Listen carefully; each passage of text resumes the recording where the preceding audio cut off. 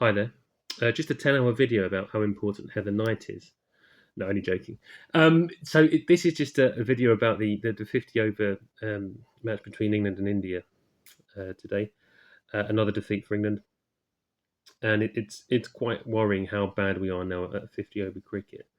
I mean, India are a top 50 over side. They have been for a number of years, but it, England are abject at 50 over cricket. I mean, they're mediocre at Test. They're good at 20, but abject at 50. And that's why I was rather surprised that McCollum kept the white ball job. Really, it just seems like they were kind of crossing their fingers, but and they didn't want to pay him off completely. But if we don't qualify for the World Cup, I mean that is going to be a huge embarrassment, especially as only a handful of countries play cricket. It's not like football where you can have a 48 team World Cup. I mean, you could barely have a bloody 14 team World Cup. I mean, there's only about six good sides in cricket anyway. So not to qualify for a Cricket World Cup is pretty ridiculous. And it would be a shame on a country who's actually won a World Cup and lost three finals as well. So they have to make sure that if there is any danger, and when it gets more real, there's danger at the moment when it's more real, they actually act and sack McCollum. Otherwise, next, in the kind of 15 months time or so, we'll have no cricket to watch on telly. We'll just be watching. I don't know. I don't know something else. Um, or just watching other teams doing well in the World Cup, and we'll just be at home wondering. Now, the state of 50 over cricket in England is pretty abject anyway.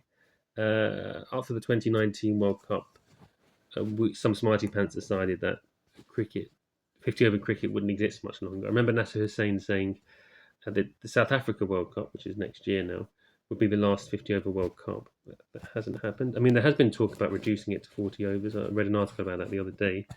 But even though it probably should be shelved, given the fact that T20 is far more kind of exciting as a shorter format game, um, I I don't think it is anytime soon. And given the fact it hasn't been shelved and it still exists, and England players are on kind of very healthy central contracts, they should actually try to win. Um, but it does seem to have lost some relevance. I suppose there was the idea from Sachin Tendulkar about having two innings each, so spreading the 50 overs out into 25 25 over innings. And that's slightly interesting. It's something different. But it does seem to have lost relevance, and certainly the bilateral series that have no relevance now. It's possible that you could only play, probably should only play them in the World Cup year. They are relevant for England, however, because they haven't qualified for the World Cup yet. I suppose the thing is, you could say that 50 over cricket bilateral series aren't relevant anymore, but are many Test series relevant? And they brought in the World Test Championship to add some relevance to Test series. But what about the sides who never make the World Test Championship final, like us? And so when we played New Zealand, what was the relevance? Um, I don't think many people gave a toss about it, and well, Stokes certainly didn't. He spent the last couple of days using it as a testimonial. That's no disrespect to New Zealand, who are a good side, but the test series seem to have lost relevance too. I mean, yeah, we had a lot of hue and cry over the last couple of days about from. I'll be charitable. No, I won't. A couple of Karens, one in broadcast media and one in the in the printed media, are saying that the historic Test match between England and India wasn't given the kind of coverage it should have got, and was overshadowed by a number of things that were less important, like McCollum being sacked, the Football World Cup, war in Iran, and things like that. And really, the main story of the week was Heather Knight's retirement.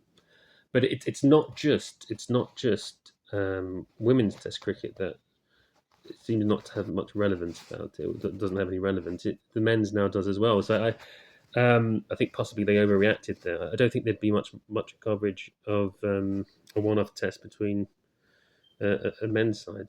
So there we go. Um, yeah. So what kind of is the future? I think when you're a cricket side or you're a cricket board, you can't second guess. the future of the game. You can't just say, well, look, in the future, everything is going to be franchise cricket, and there might just be a World Cup here and there.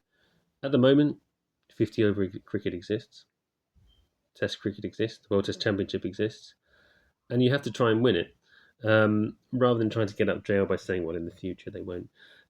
It's very easy to say that, especially given the fact that England are kind of a very rich board, and the ECB have made a lot of money selling off the game and privatising it, that they should be able to kind of work out how to become a bit more of a successful white ball side. But I don't have any hopes that it's going to change anytime soon.